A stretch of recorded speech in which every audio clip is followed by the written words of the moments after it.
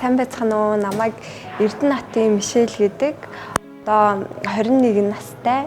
Цэцгийн дэлгүүрт ажилладаг флорист байна. Би ер нь цэцэгт айгүй тийм дурлж байгаа цэцгийн дэлгүүрт ажилласан. Тэгээд анх орж ирэхдээ бол би нөгөө цэцгийг сайн мэддэггүй орж ирсэн. Тэгээ явцын дунд ингээ хийгээд боогоод ингээ суралцаад тэгээд цэцэгнүүдээ айгүй олон төрлийн маш гоё цэцэгнүүд байдаг гэдгийг мэдэж аваад тэгээ ер нь дэлгүүртээ илүү дурлж ажиллахаар болсон. Энэ дагаад цэцгүүд бүгдээрээ өнгө, үнээр, нэршлэн бүгдээрээ өөр өөр, утга нь бас өөр өөр. Тэгээд ингээ бүгдийг судлаад ингээ ажиллах тусам илүү ингээ дэлгэрэнгүй мэдээлэлтэй болсон. Ер нь л өөрөө нөгөө архитектураар сурч исэн. Тэгээд тийм зураг дизайнтай жоохон сонирхолтой байхгүй юу. Тэгээд анх ингээд сурч ихт ер нь бол ингээд нэг сайн чаддаггүй байсан.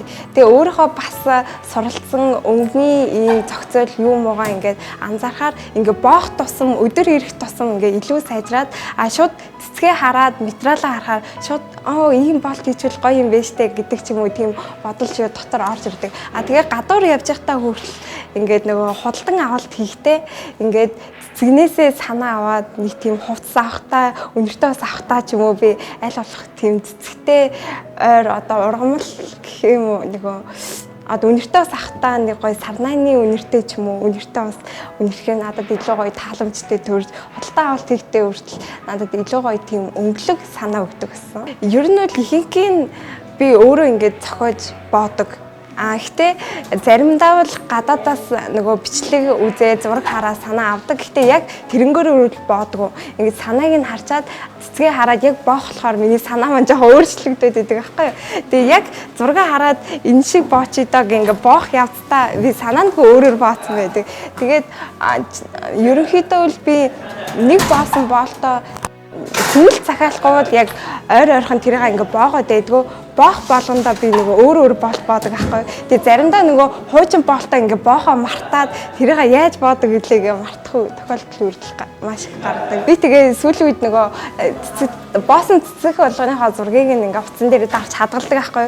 Тэгээ сүүлд ингээд уцаа ингээ шалгаад харахаар айгүй олон өөр төрлийн цэцэг бооцсон байдаг. Тэгээд маш их давтагдчихгүй болохоор тэр маань ингээд тэр хүндээ цор ганц цачдаг болохоор маш гоё мэдрэмжийг өгдөг хаа гэж боддог. Тэг хүмүүс цэцэг өгтөөжсэн маш их чин сэтгэлээсээ боож өгдөг. Аль болох маш гоё чамин нандан тэгээд тийм гоё амьд гэрэлцэн шинэхнэрээ цэцгийг маш их өгөхийг зорддог.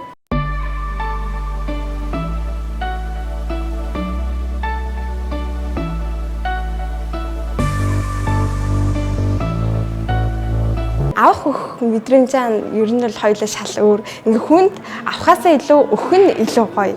Миний хувьд бол ингээ хүнд цэцгээ боож өгж байгаа нь бүр илүү гоё санагддаг. Ингээл тэр хүн миний боосон цэцгээ хараад ямар гоё цэцэг вэ гэл ингээл бүр тэр мэдрэмжийг харахаар би өөрөө ингээд давхар баярлал бүр амар гоё болчдөг. Тэгэл тэр өдөржингөө амар гоё болчдөг. Ер нь цэцэг авж байгаа хүмүүс бол муухай хандлагатай байна гэж байхгүй.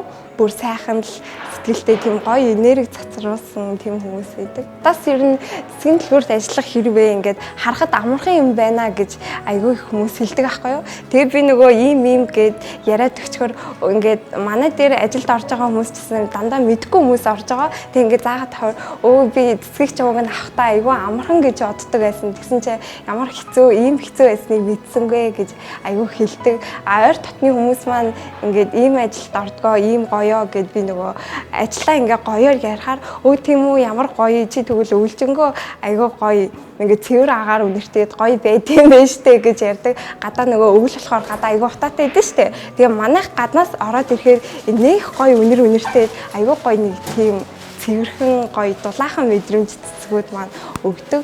Тэгээд найзууд маань ер нь танай дэлгүүрт орж болох уу гэж айгүй их асуудаг. Хинтинаар ингээд ер нь бол анзаараад ахад эмэгтэй нь эрэгтэйдээ айгүй их цэцэг өгсөн. Манайхаас ийм маш олон багцууд гаргахад эрэгтэй хүмүүсийн маань зориулж гаргасан багц маань хамгийн түрүүнд дууссан. Тэгээд эрэгтэй хүн эмэгтэй хүнд өгөхөөсөө илүү эмэгтэй хүн гэсэн эрэгтэй хүн цэцэг өгөөд эрэгтэй хүн тэр цэцгнээс маш гоё мэдрэмж хүлээж авдсан байлээ гэдгийг би ойлгосон. Тэгээд одоо нөгөө Мартин 8 гэхээсээ илүүтэйгээр баярууд гэхээсээ илүүтэйгээр энгийн өдрүүдэд өдрүүдээр ч гэсэн гадаадаас холоос хүмүүс манай лөө залгаад маш их захиалга өгдөг. Тэгэхээр Мартин 8 нараа заавал Мартин 8, заавал Валентин гэхгүйгээр энгийн өдрүүдэд ч гэсэн хүмүүс ингээл ээжтэй тэм цэцэг өгөхийнсаа энийг ингээд маш гоёор боогод өгөөрэй гэд ингээд боож өгөө зургийн дараад яваасны дараа ингээд өө вау ямар гоё юм бэ, үнэхээр баярлалаа, маш их талархлаа гэд одоо нөгөө ээж дээрээ очиж чадахгүй байгаа хүмүүс, гэр бүлтэйгээ уулзах чадахгүй байгаа хүмүүс манайхаар дамжуулж цэцэг өгөхт нь айгүйх баярлдаг.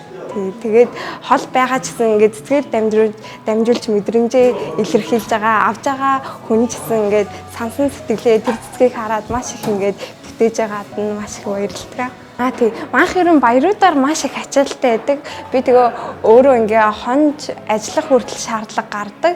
Баяраа яг тэрийг давсны дараа бол мэдээж айгүй гоё байдаг. Тэгээ ачаалттай үдээчсэн нэг их ачаалтгүйгээр хүн болгонд яг гоё зорж үйлчлэхийг хичээдэг. Тэгээд болж өгвөл захиалгуудаа урьдчилж аваад хамгийн түрүүнд боогод хүргэлтээ бол хамгийн түрүүнд гаргацдаг. Ирж байгаа хүмүүстэй аль болох нөгөө захиалгынхаа хажуугаар гоё чин сэтгэлээсээ үйлчлэхийг маш их зордгоо.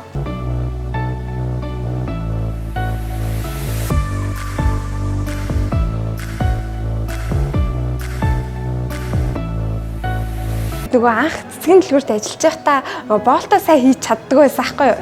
Тэг хүмүүс ингээд цэцэг авахтаа ингээд надад ингээд зааж өгж байгаа нас айгүй мэдгүй цэцгийн маань утга учирыг ингээ хүмүүс хэлж өгж байгаа нь амар гоё байсан. Тэгээ миний боолтыг ингээ жоохон муухай осон ч гэсэн ингээ амар гоёор хүлээж авч байгаа надад бүр айгүй гоё таалагдсан.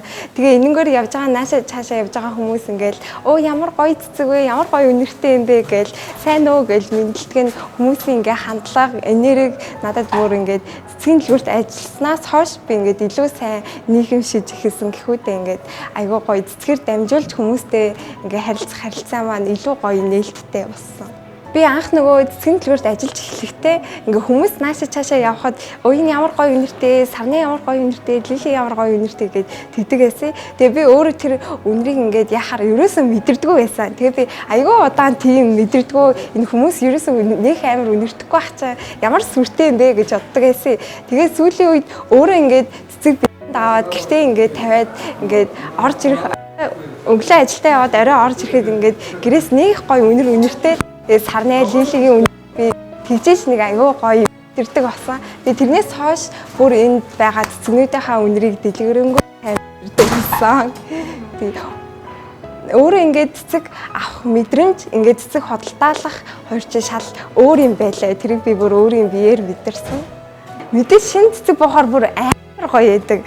Ингээл үнэр тэр авж байгаа ингээд шив шинхэн юмнууд ч угаасаа амар гоё штэ. Тэгээ цэцэг тэр тусмаа айгүй гоё үнэртэй. Гаднаас юм том хайрцагтай орж ирж байгаа болохоор ингээд үнэртэй л байдаг. Би тэгээ анх удаа нөгөө цэцэгнийхаа ингээ хог гаргаа ингээ хайж байхдаа хог ч ийм гоё үнэртэй байдаг хэлөө гэж нөгөө цэцэгний хог нь хүртэл айгүй гоё үнэртэй байдаг. Тэгэж мэдэрчээсэн. Тэгээд шинэ цэцэг буух тал нь манай дээр нөгөө өөр сортын маш ховор төрлийн цэцгүүд ирдэг. Тэгээд тэд нар ингээ айгүй хурдан зарагдаад дуусчдаг. Тэгээд тэд нар бас айгүй гоё ингээд шин өнгөлөг юм харахаар ингээд надад айгүй гоё тийм сүртэй мэдрэмж өгдөг. Тэгээд тэр цэцгийг харахаар тэр өдөржингөө тийм нэг гоё аз жаргалтай болцдог. Бүх сайхан эмэгтэйчүүддээ хөөрхөн охтуудаа Мартин 8-ны мэд хүргье.